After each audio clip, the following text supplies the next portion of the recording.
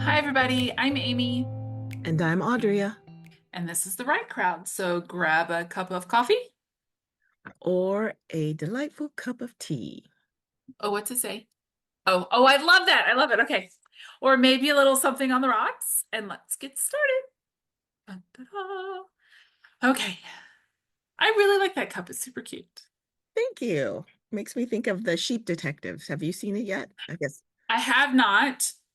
I was going to, and then I read the premise of it, and I was like, no, I don't want to. Let's talk about that off this. Yeah. Let's talk about that. All right. Talk about that later. So, what are we doing today, Audrea? Today we are talking about page one till done. One to done. Where's yours at? I think it's on the counter behind you. It is. I knew that. I knew exactly where it was. Here's mine. And that is page one to done by Jessica Brody. Y'all remember Jessica Brody? She did Save the Cat Writes a Novel. Yes. Have we reviewed that one? I guess you don't watch our show. We did that was one of the first episodes. We've been doing this a long time though. We I don't Yes, remember all the books. Y'all don't know how many books we talk about doing that we haven't actually done. So it's a fair question. it's true. But we actually did do that one. Okay. I believe you if you say so. We'll have to link in the we'll tell you that which episode it was in the show notes. You guys can just scroll. Just look for Yeah. Save the Cat and Because you'll we don't have enough of you yet to link things. So you'll have to do some work too. Yep. Okay, so page one to done. Super excited. So we wanted to tell you that we're doing a little differently now. So we're going to be doing on our regular monthly videos more, what's the word I'm looking for? Newer Exaltation. books. That's a good word. Newer books. So we'll be doing newer books on our monthly videos. And then at the end of the month, to continue The Right Read, which was our first one was 27 Essential Principles of Story. That was our first one. So our second one for that will be an oldie but goodie. And so we're going to keep those as older books. And then our books that we do 2 or 3 videos of each month will be newer books. And this is our first one. And as always, if you have read the book that we are reviewing or have notes, please drop comments for us. Yes. Yes, Yes, we'd yes. like to read your comments. We do. And right now, my husband's one of the few people that comments. I talk to him all day, every day. I'd like to discuss with someone else, Yes. please, and thank you. All right, so page one is done. Oh, and the subtitle is Finish Your Novel in 30 Days with the Fast Drafting Method. So in this book, she aims to explain that method. And Jessica Brody, as you know, as we talked about, wrote Save the Cat Writes a Novel. And she also has a whole training course that she's been doing for years, and even software that follows the Save the Cat Writes a Novel, which is based on the original Save the Cat, which was written for screenwriters. And she does have a class called the Fast Drafting Method that you can do. You can sign up and do the course that she has that this book is based off of. Right. So I want to say that the reason the reason I was excited to read this book is because I want to be able to draft fast. I want to be able to finish the book. I want to be in the 3%, and we'll talk about that. She mentions that in the introduction. So let's turn over to the introduction, shall we? Well, before we turn over to the introduction, I'm just going to say she has listed her books that she's written, Which I did and not realize she wrote that many books. I did not realize she's written over 20 books of fiction. I had no idea. So that was heartening. If Jessica can do it, surely Audrea can do it if Audrea reads and follows the page one to done fast drafting method. So that's what I'm aiming to get out of this book. So we start with the introduction, Ooh, which is I called, should get my book up. yeah, participate if you would. Participation is key. The 97% problem. And basically, she says there's a widely spread statistic that says that in the writing community, how many writers who how many writers do you think make it all the way to the end? So people who start out to write a novel, how many make it to the end? How many novels are actually finished? Yeah, That many. a smidge. The answer is 3%. 3%. She says a staggering 97% of novels are never finished. And right I'm behind, literally to my left right now. There are 4 books that I have started, literally to my left right now, that have not, they're just there. I do exactly what she says people do in this book. I get to a point and then I move on. yeah, it gets hard. And Yeah, I'm just gonna read, I'm just gonna drink my tea. I think that cup is so cute. That's a new one, isn't it? It is a new one. I just got it from a thrift store Oh, and it was a set of 2. And look, the top, without spilling my tea on my, look, it's the bird, whatever this bird is. They, I I think they're peacocks. yeah, that one I saw one that was a peacock. I love Yeah, it when they do a little peekaboo of I the love inside. peekaboos. Yeah. Okay. There's wait. We talk about peekaboos. I have to say something. Yes. There is a series of cups that Royal Dalton does Oh, that I want that are all animals, and then you have the little animal at the top that I only have 2, but I have to find them thrifting because they're like $30 to $40 a piece, wowzers. and they're like this big. Oh, little bitty ones. So Oh, I have to get them thrifted because I'm not buying full price for them. But I have the llama, which is super cute, and he's got red glasses on him. oh, fun. Okay. Okay, sorry. Fun. Super fun. Okay. So basically, her premise is that most writers, 97%, I reckon, are doing the slow drafting method. And I found myself in the description of doing this slow drafting method. And she said that most writers don't know that there's a different way to do it. And I was like, there's a different way to do it because that's the method that apparently by default I found myself using is the slow drafting method. So, One of the things that she says is that before she has students, because I told you there's a class, 77% of her students had abandoned at least one novel, and 43% of them had never finished a novel.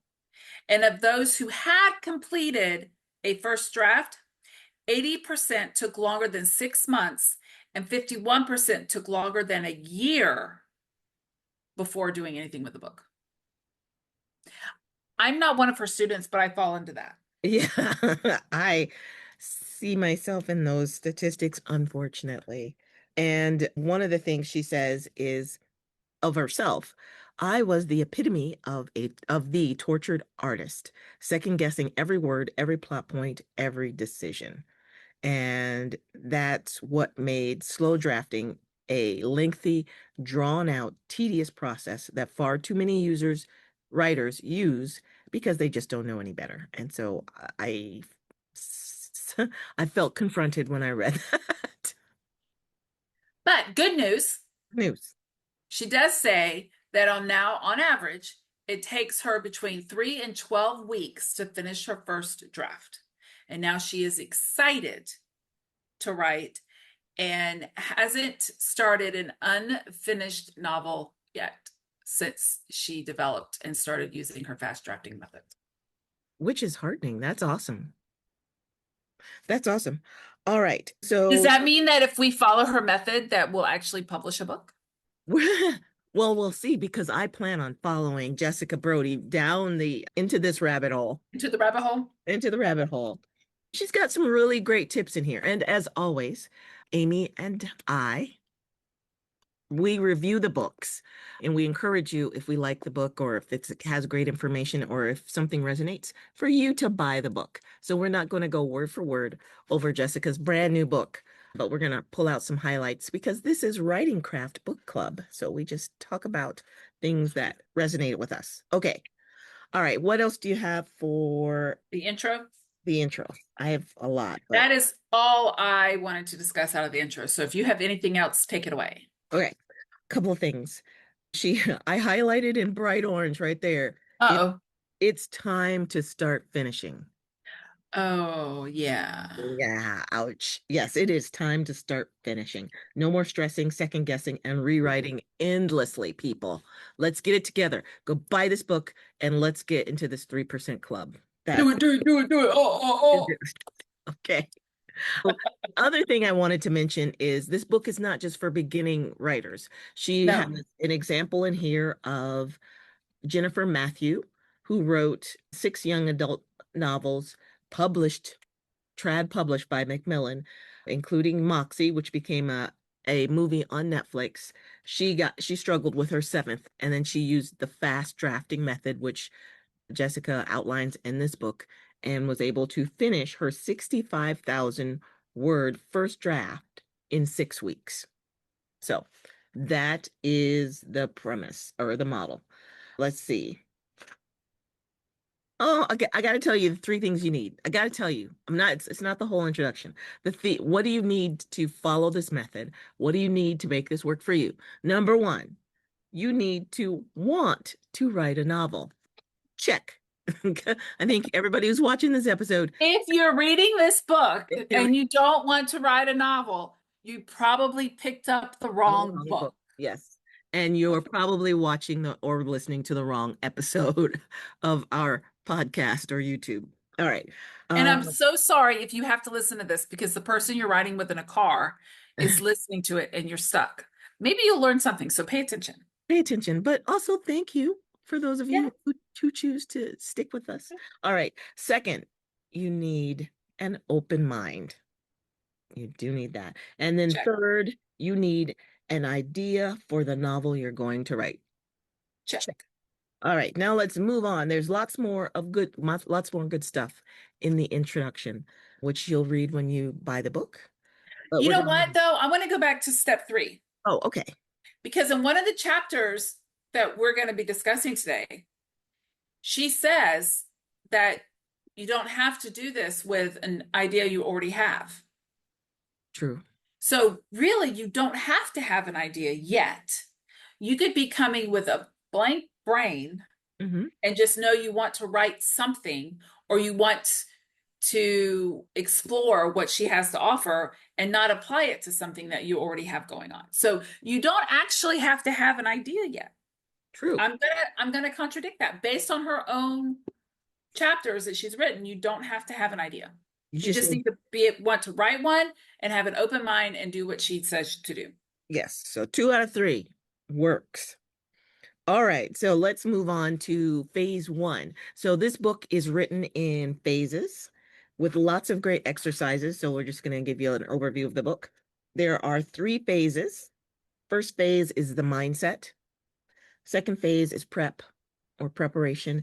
And third phase is drafting. So let's move on to phase 1, mindset. What did you pull out of that section?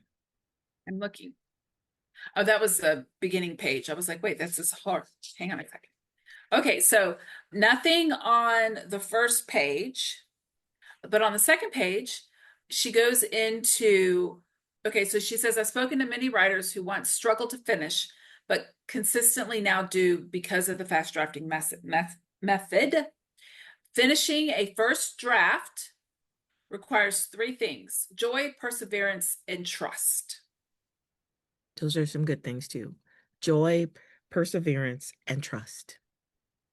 And she says that creative joy is non-negotiable. If you don't enjoy what you're doing, all the discipline in the world is not going to get you to the finish line. True, true. It's very true. And that's true in life, just so you know, not just in writing a book. Yeah. If you are writing because you just want to make a lot of money, I'm sorry. I'm gonna stop laughing. Don't do that. Don't do Because there are one and dones that make a lot of money are few and far between. very few and far between. Just so you know. Yes. All right. And she has lots of or not lots of, but she quotes John Acuff, the author of Finish, Give Yourself the Gift of Done. I think I'm gonna get that book. And then also she has another book. I'm not going to say the name of the author because I cannot pronounce it, but Flow, The Psychology of Optimal Experience. And she talks about that being in the zone or flow is something that writers chase. And I know I've been in the zone, or I've caught that flow where I forget that I'm writing and I'm just tap tap tap tap tap tap, and just my if you could see me, it'd be me just grinning because I'm really enjoying the scene or whatever I'm writing. And unfortunately, I don't get that feeling very often, or I'm always chasing that. I'm always chasing that flow. But one of the things she mentions in here is that you don't often get flow when you're in the middle of revision or you're editing. And that's one of the really important reasons you don't do the two at the same time. You need that flow to get that first draft out. Okay. She says that more than one time. Like Yeah. we're not editing, we're just drafting. We're just getting it on the page. Yeah. And funny thing, I have heard that before.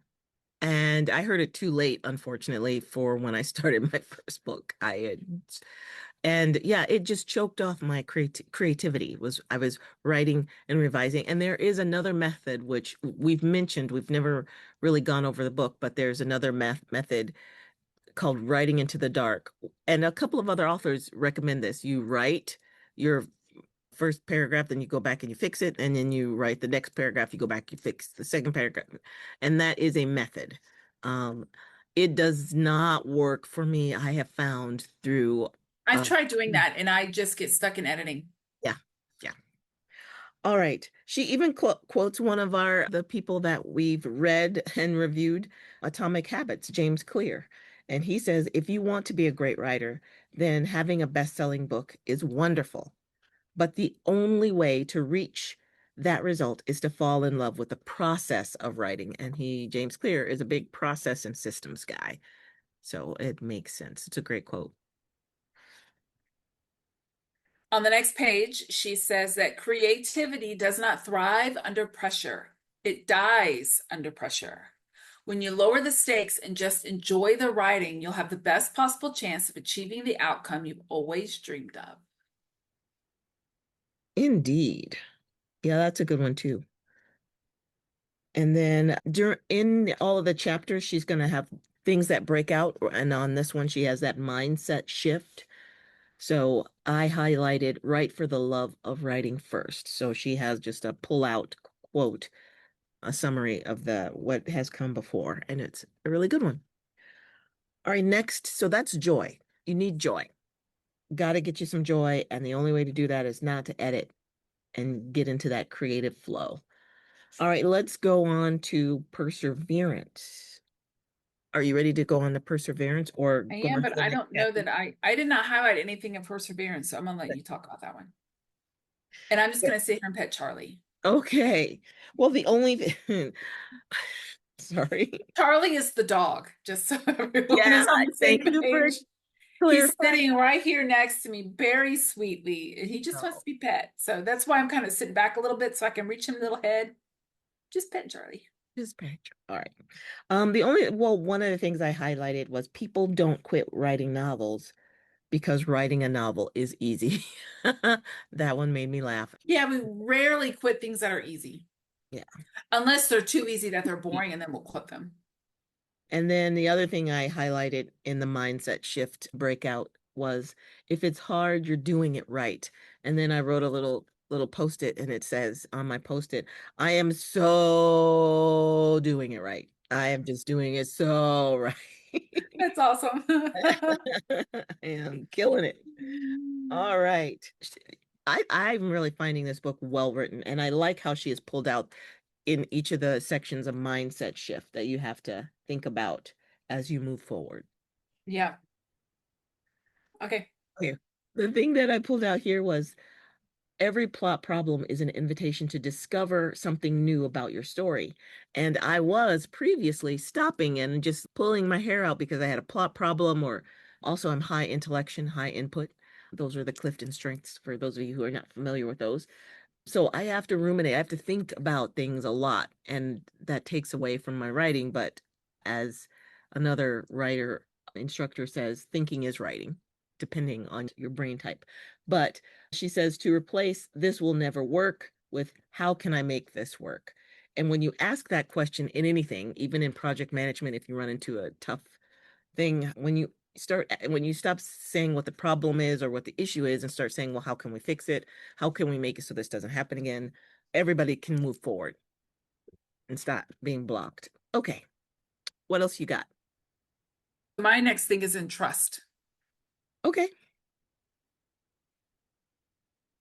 Okay, if we don't expect and plan for challenges and arm ourselves with strategies to push through them, we'll likely fall into a dip and never climb out. Instead of simply dreaming about achieving our goals, we also need a plan for the reality of what it's going to take to achieve them, including the obstacles we undoubtedly encounter along the way. Wow. Yeah, that's good stuff. I like that in that trust section, she talks about that's part of having what you just said, part of having a growth mindset. And that helps you move your little story forward. Also, And that's in all I have for chapter 1. that's all you have for chapter one. Also, in that trust section, she says, with a growth mindset, we become little story detectives determined to solve the mystery of the broken plot, which is kind of cool way to put it. All right. Now we're going to move into the number one reason novels are never finished. Chapter two.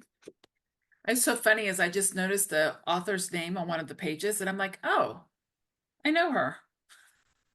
She lives here in Jacksonville. Oh, really? I've met her. And I'm like, wait a minute. I don't remember reading her name the first time I read this through. That's funny. At least she used to live, I don't know if she still lives here, but she used to live in Jacksonville. Okay. Number 2. The number one reason novels aren't finished. It's because everyone thinks the first draft has to be perfect. Yeah. Yeah, that's a good point. There's a reason it's called a rough draft, a throwaway draft. There's another name that basically means, A vomit draft. yeah, there's just, So many. Yeah. there's also, it's not called a draft, meaning there's only going to be one. It's called a first draft Mhm. because it's the first of many. I don't remember when this was, and I've said this on one of our very first videos that we first did. There was a class I took where it had a panel of editors and publishers that were talking. And one of the editors said that if an author comes to them about editing their book, the first question they ask them is, how many drafts have you done? And the number she said, I think she said if the number was less than 20, she wouldn't even look at the book. Whatever the number was, it was a huge, to me, a big number because she was like, they haven't done the work yet. I'm not touching their book until they've done at least this many drafts. And it wasn't, they hand me their first draft. It was, they had to have done lots of drafts up to the point for the editor to even be willing to look at the book. So yeah, it's not going to happen your first go round. Yeah. And I really wish I had a good understanding of that when I first started writing the book because I was tortured by how bad my first draft was. And I mean, it was bad. None of it made any logical sense. It was really bad. I didn't know how bad it was. I just knew I wouldn't buy this book. That's what I knew. I was like, this doesn't make sense. This is not a good book. Not good book. Not a good Well, if book. you wrote it Bad. like that. All right. So that's a good point to make or to remember. That is the number one reason. So don't get stuck there. And then she also goes into comparing yourself, which we all know comparison is the thief of what is it? The thief of good. I can't. Yeah. Yeah, comparison is a thief of good, but not to compare your first book, your first draft, to books on your shelf that are many, many, many drafts down the road. That was not their first draft, which is something I have to remind myself of every now and then. It's like when you pick up a novel, it's like this was not their first draft. It's the thing where you tell people you're comparing your worst day to their best day. Yeah.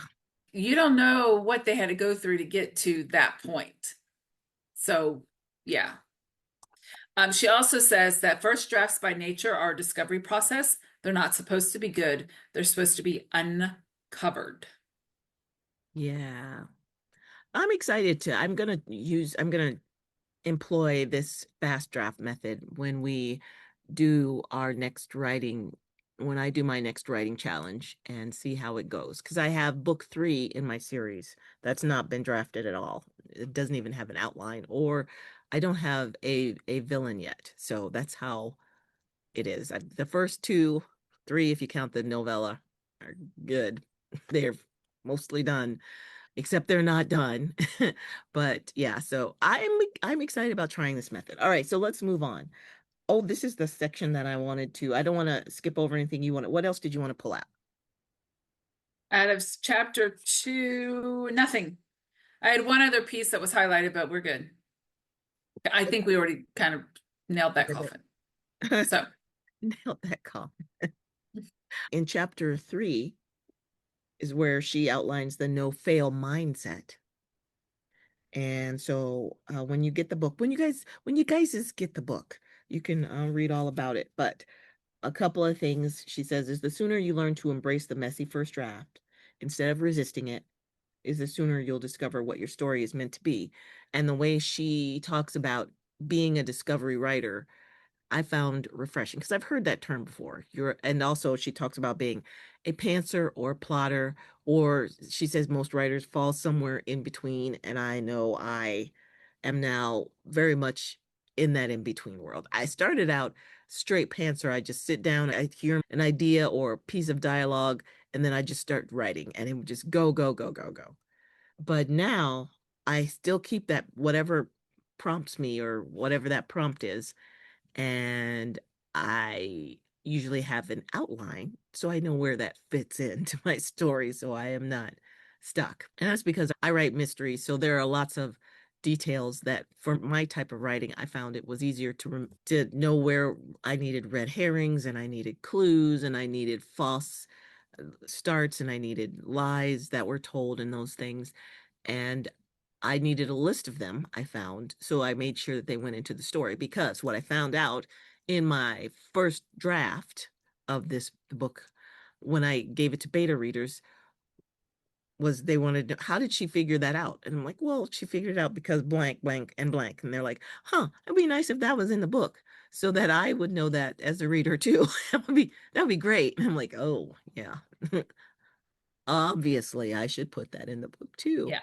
Yeah, and Yeah. I got some feedback like that from the editor that I worked with, that my book lacked some interiority. That's where the hero, the character, is thinking to themselves and putting things together, and that was missing. So the reader felt disconnected and did not know how she was reaching some of those conclusions, even after I put the clues on the page, they needed the part where she was thinking through them.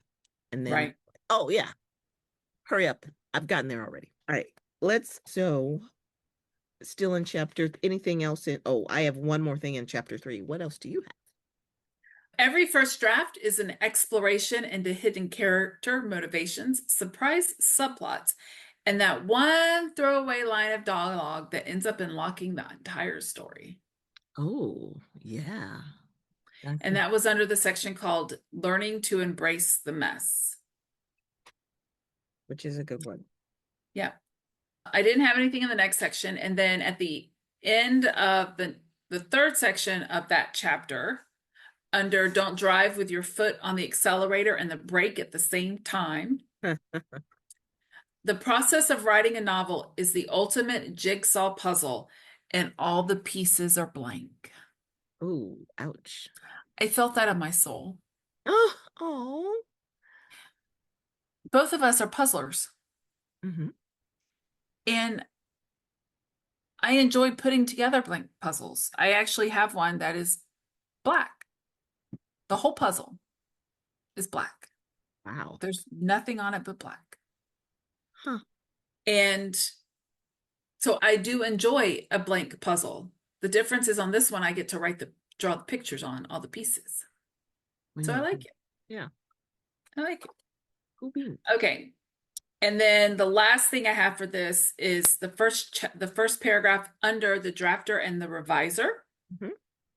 Um, the two different jobs that require two different skills. And the sooner you learn how to separate the drafter and the reviser in your mind and stop doing both at once, the more efficient you'll be, the faster you'll finish, and the more deliberating and joyful the whole process will become.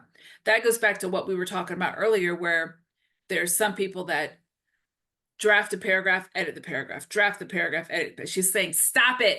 Like, stick your hand out there and smack it. Stop it. Don't Don't do do that.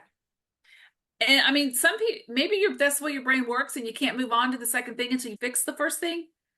You're probably a minority. And if that works for you, then do it. We're not telling you not to do something that really is working for you. Yeah. But if you're choosing to read this book because you want a better way to write, then stop doing that. Think about that's where that open mind comes in. Open your mind to doing it a different way. Not a better way, a different way. If you're reading this book because you are not in the 3% or you're struggling with your latest book. Right. All right. What else did you want to say about chapter 3? Okay, so that drafter and the reviser. What I have done is I've taken what she says is what's not listed in the job responsibility. So I've taken the drafter and the reviser and I've made a little sheet.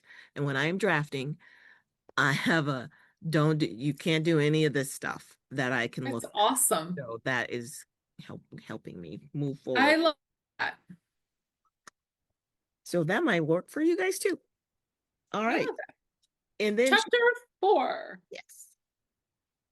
Now she talks about what fast drafting is and how it works. And I did not highlight anything in that chapter.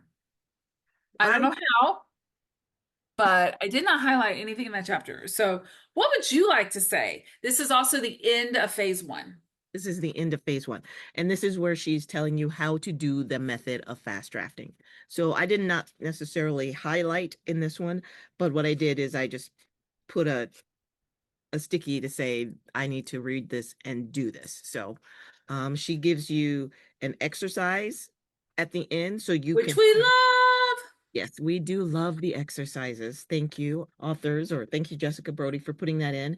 And so she wants you to practice the fast draft method, and then she wants you to pull out your time. So how long it took you to, with a writing prompt of your choice or the ones that she's given you in the appendix of the book, how long it took you to write and how many words you got written, and that's going to help in the future. And she even gives you a really good tip that I think I might try, which is when you are in drafting mode, increase your font to something unwieldy so that you can only see what you are currently writing. And here she suggests 72-point font, which, yeah, exactly. You would not be able to see anything other than what you're writing. And that's what some authors try to get to when they buy these. Exactly what I was going to say, but I can't remember the name of it.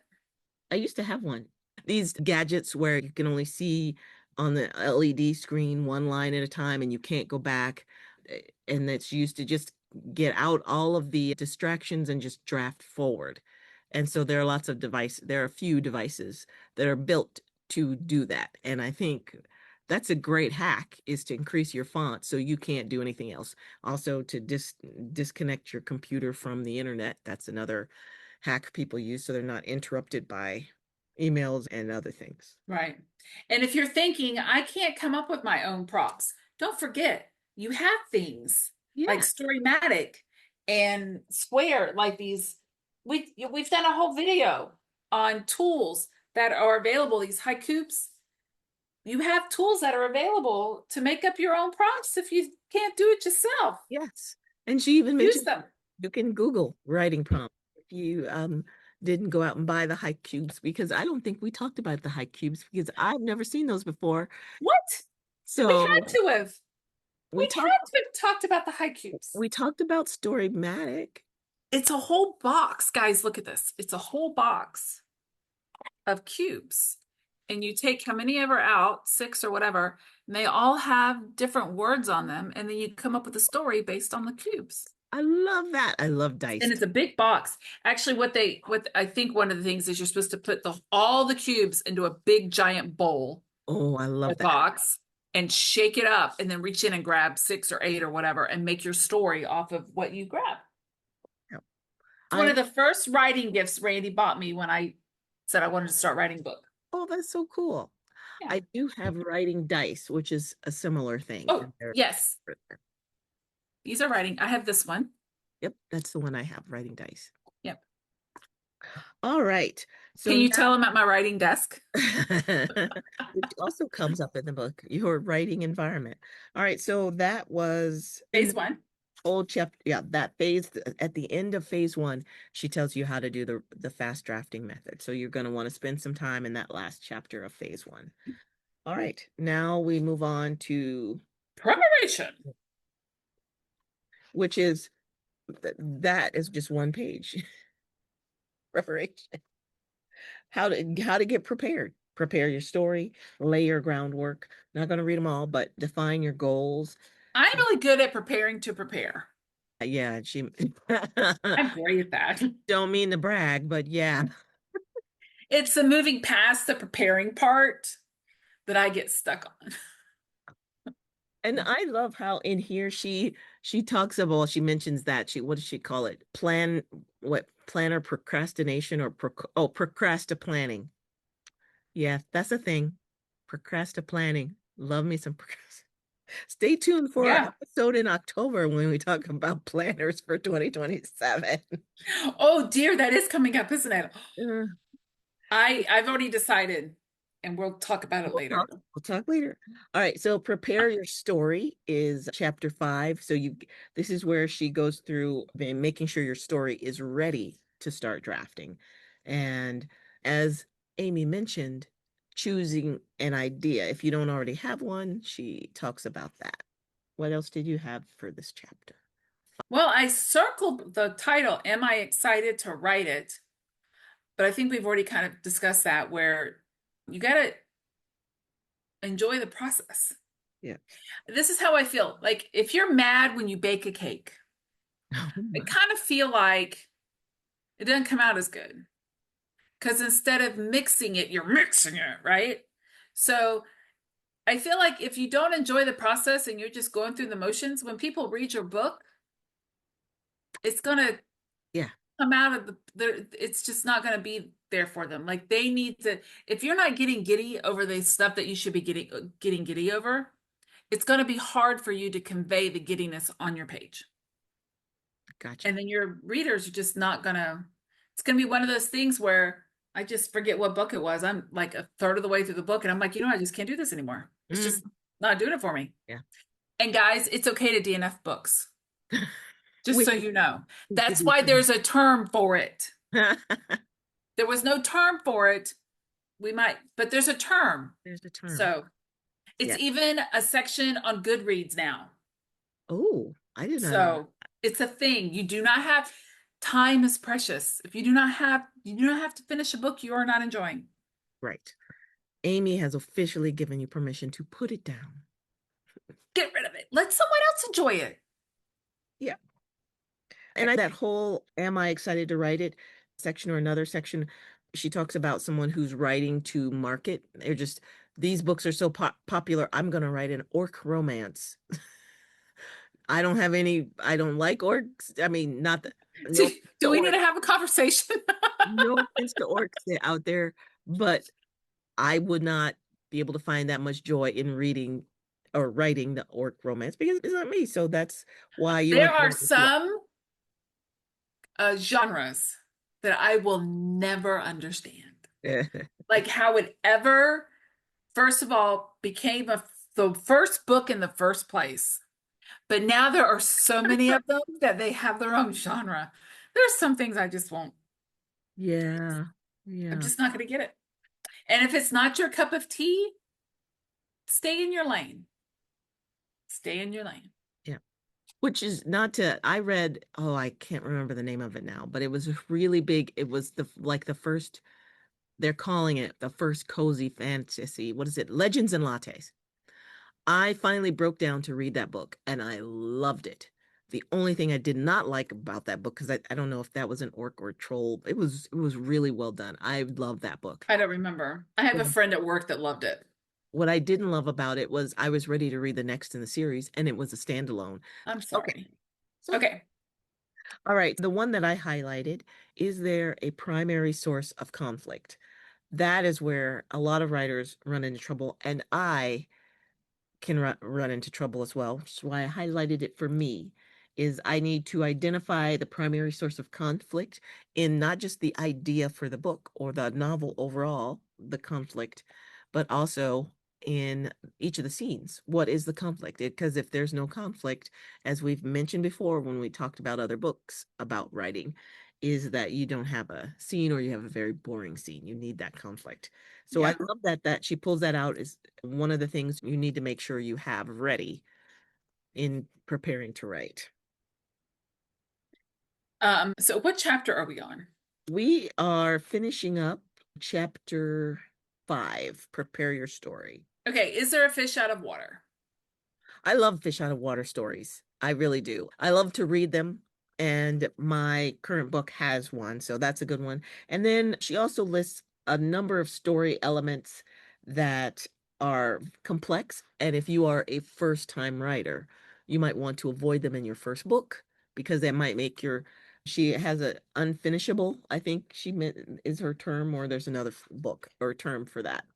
But otherwise, we move on to the exercises at the end of that chapter, and it's assess the potential of your story idea. And I love that she gives you a whole checklist before you even get started to doing the first draft, and also Yeah. an idea for doing a burner book, which is a hilarious term to me, burner book. But I forget who it was. I was just heard an interview or read something where someone said their first draft, they literally didn't even edit it or anything.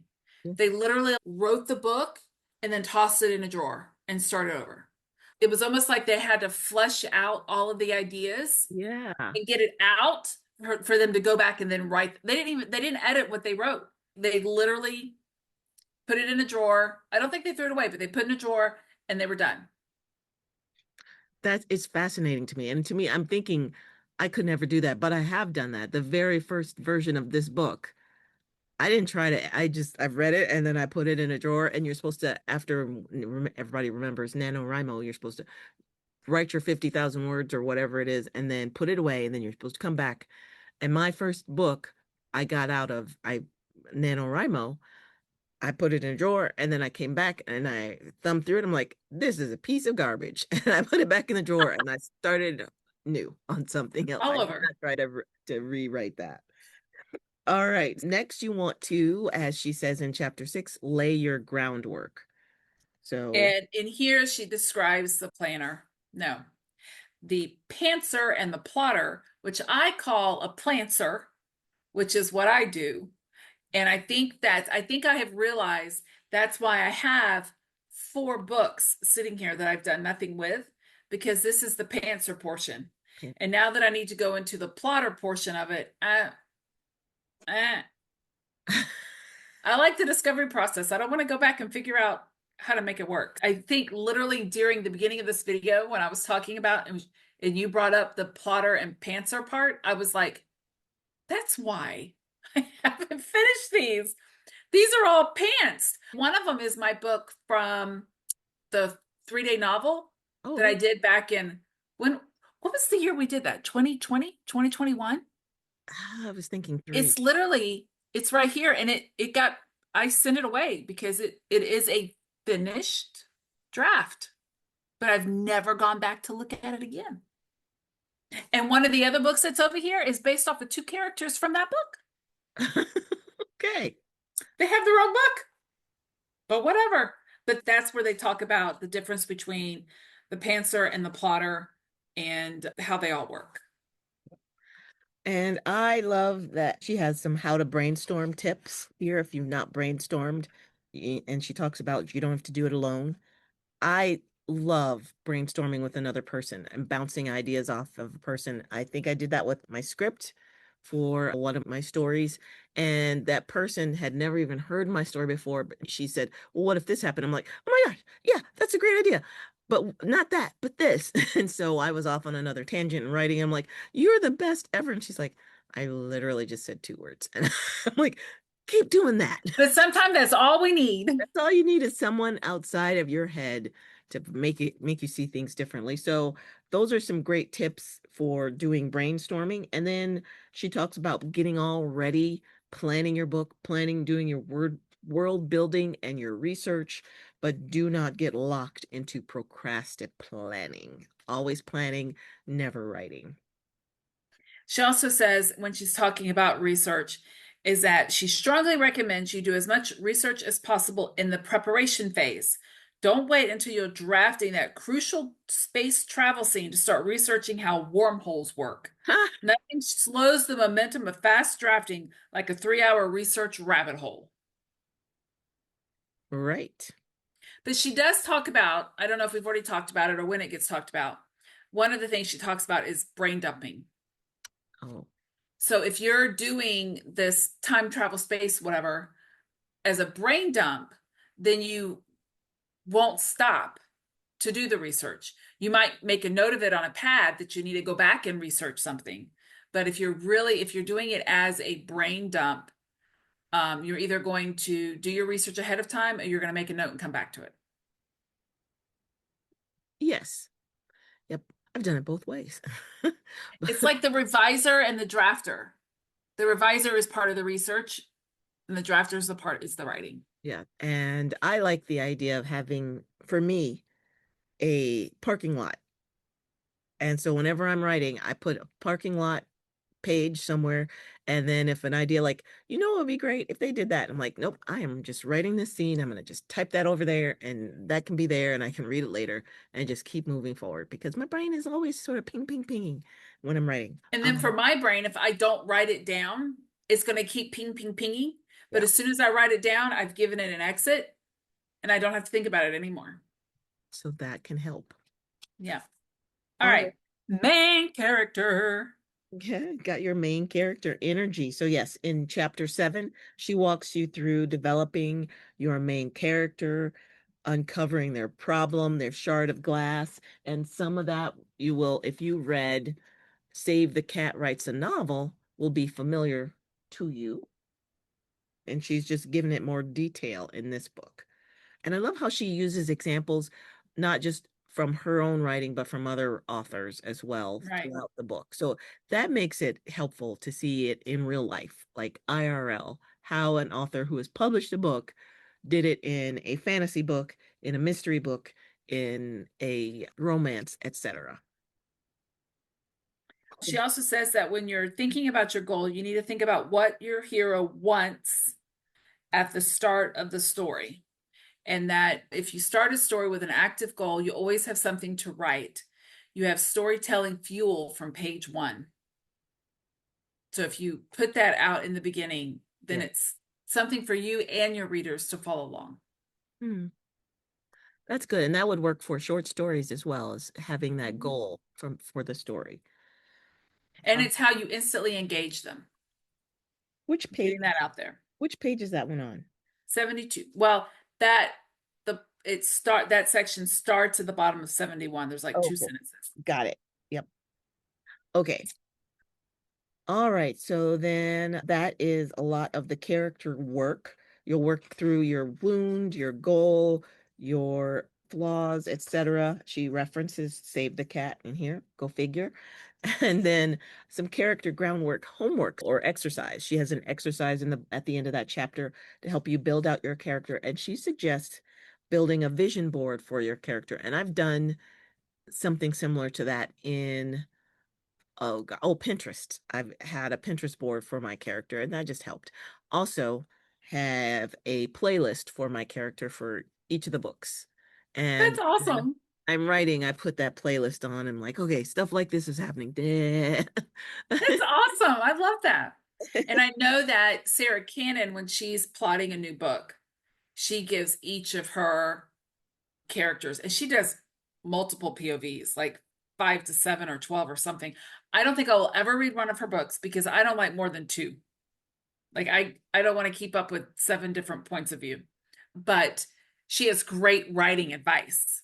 One of the things that she does, because she has so many POVs, is all of her characters get her version of a vision board Oh, so that she knows all the things about them. So when she's writing, she can put so everything together. That's a great idea to do it like that with for each character. I might have to do something like that. I love the Pinterest for the visuals and the you can all the things for one of my characters, Millard. He's very into couture. He has designer fragrances he buys in Europe because he's a flight attendant and so he gets things and yeah, he's very fancy. And so I built a Pinterest board for him, but I think I could use Trello. And she mentioned some digital tools you can use for your book for planning and for writing in here. She gives you a really good quick summary of each of them, like Scrivener, Trello, Dabble. I use Dabble. But I think Trello, I could use Trello to build out like a character board for each one of the characters and just have that's a good tip. All right. All right. Then Map your plot.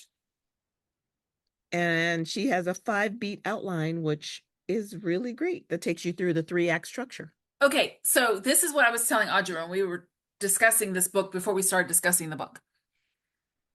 I've read Save the Cat, and I've read so many books on what acts are supposed to be where and what beats are supposed to be where.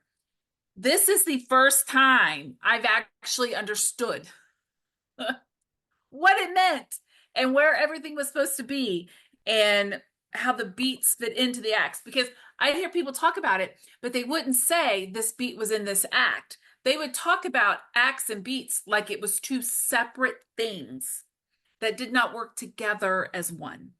So so far, this is my favorite chapter because I understood. It helped me. It was that brain light bulb moment for me. I like it. That's awesome. Yeah, I think she did an absolutely a fabulous job. And like I said, she or that Save the Cat book, she breaks it out in just such great detail of exactly how you do it and where it goes Yep. in this chapter, which is awesome. So that's another one where I just instead of highlighting the whole chapter, I just put a sticky note in and like read this for every time I need to refer back to the book.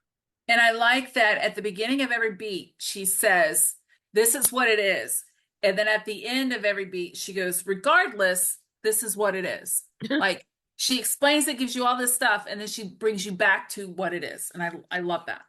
I love that. And then we have the exercise where she actually breaks down. It goes to catalyst, break into 2, midpoint, all is lost, break into 3. She gives you all of your stuff as an exercise at the end of that chapter. And then she breaks it down into the different acts. I loved it. I Yeah. loved it. And she uses one of her books to show you an example, which actually, no spoilers, it made me actually want to read that book. So I might have to get Write it down. it. Write it down. All right. And then lastly, for this section, for this video, we're talking about chapter 9, which is Build Your World.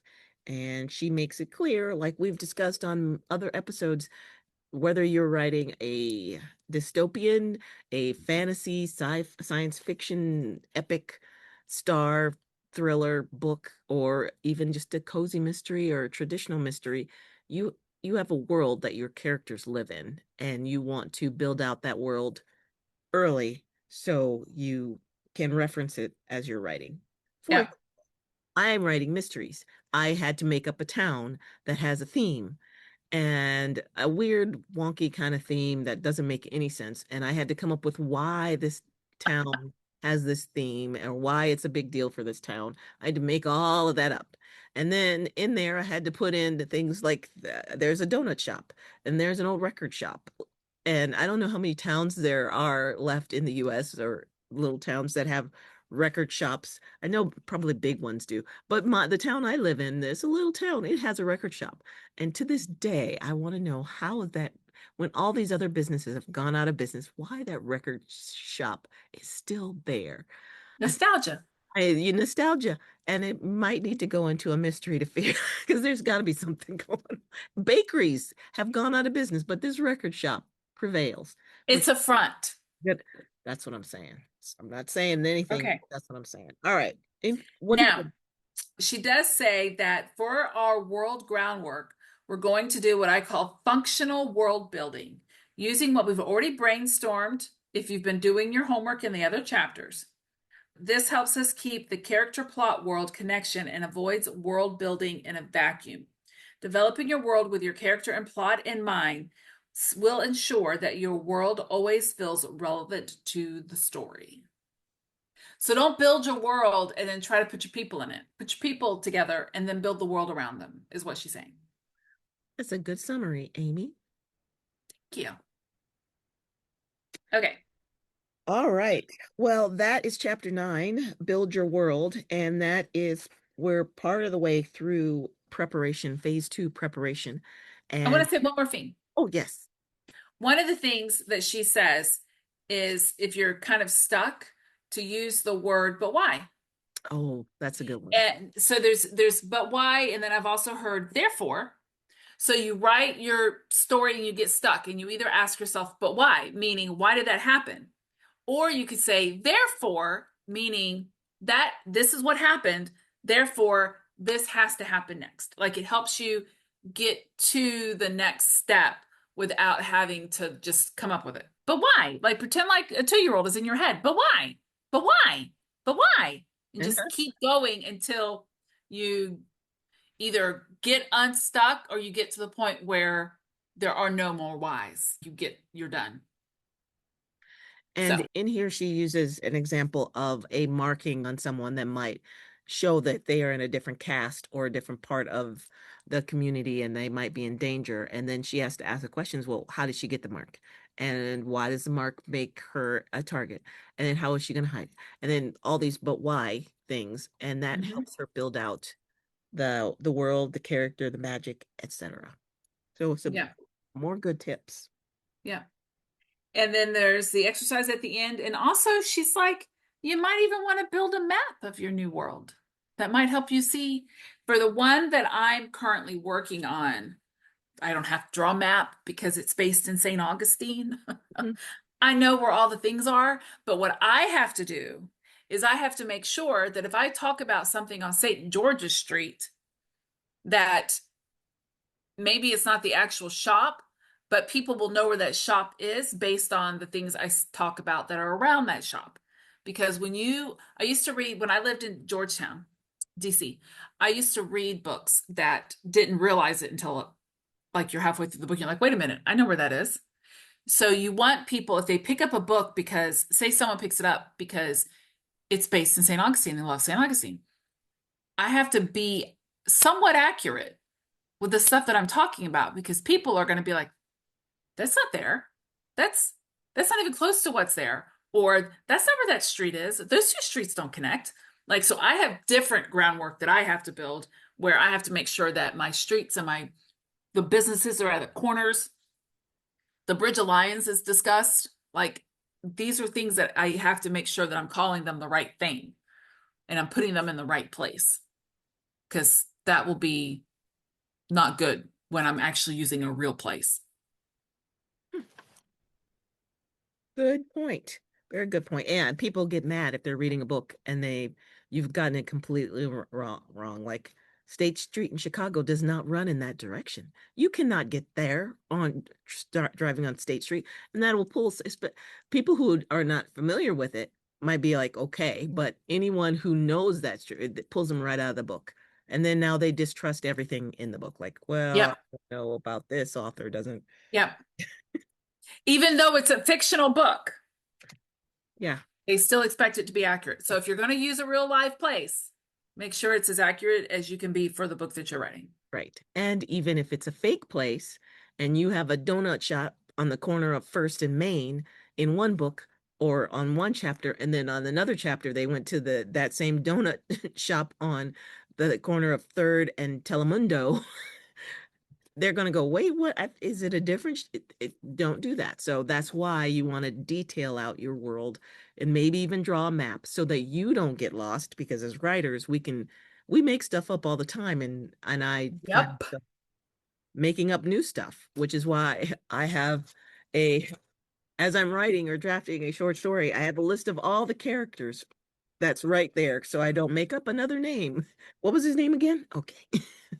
And see, I need to write it out because I'm going through, wait, when did I write about this Oh, I think, nope, not there. Yeah, Yeah. I need to do that. I need to write out a character. I don't do that. I start it and then I start writing my book, and then 100 pages later, I'm like, oh, that's right. I was doing a character list. Yeah. I changed the name of, and I said I wasn't going to change any more names until the book was completely done, and then I'd go at the end and I'd do a find and replace. But the name of this character has been bugging me from beta read to developmental editor, and I kept it the same because I said I would just go back at the end and change that character's name. But it kept bugging me, and finally I just went in and I changed the name of the character.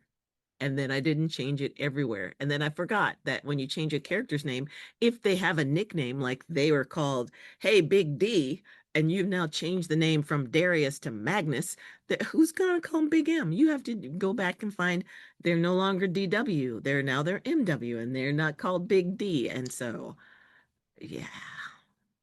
And then I had someone reading she's reading a critique partner reading my edits as I go through, and we went to the next session, and she said, is this a different man? Because I was reading about Max and Darius, and now there's a guy named Magnus. Did you? And I'm like, oh, I forgot to tell you. I changed the name. I was going to send you an email. But yes, I changed the name all throughout the book. I did a find and replace. Sorry. So that's a thing. Is this a different manuscript? Yeah.